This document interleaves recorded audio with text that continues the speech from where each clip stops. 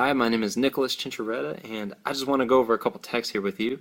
Some texts that people use to say that we don't have to keep God's law anymore. And that first and familiar one is in Romans 6 and verse 14, where it tells us that sin shall not have dominion over you, for you are not under the law, but under grace. Now, of course, people say that because we are not under the law, that we don't have to keep God's law anymore. Also in Ephesians 2, verse 8 and 9, it says, "For by grace are you saved through faith, and that not of yourselves, it is the gift of God, not of works, lest any man should boast." So, is this what the Bible is really telling us, that we don't have to keep God's law anymore? Well, let's unpack Romans 6 and verse 14. Now, sin shall not have dominion over us. We need to know what sin is. In 1 John 3 and verse 4, it says that sin is the transgression of the law. So breaking God's law is sin.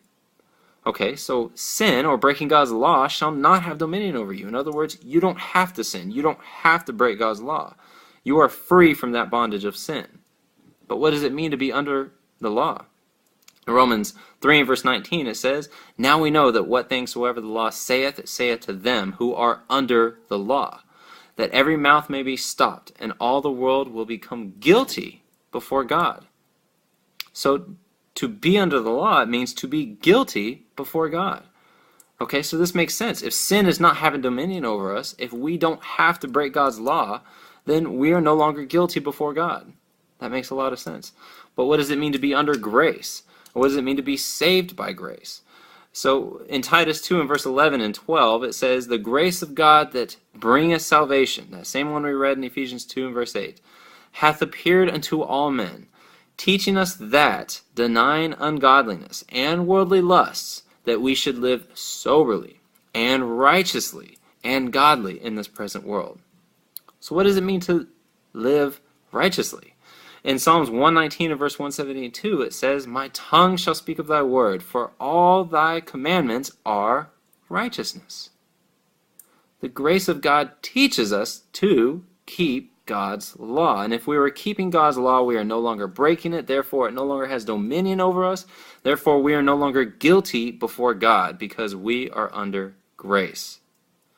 So if we finish reading Ephesians 2, verse 8 and 9, and go on into verse 10, it says, "Not of works, lest any man should boast.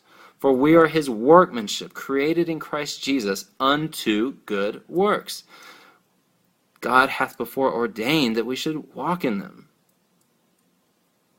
So I pray that this helps you understand a little bit better about these texts, and that God isn't saying not to keep his law. He's telling us that we can actually keep his law, and that we are no longer guilty before him.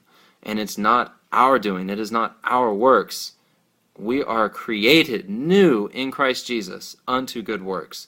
It is Christ that does these works through us, and it is his grace that teaches us to live soberly, righteously, keeping his commandments, and godly in this present world. So I pray that you are blessed by this, and that you prayerfully consider these texts.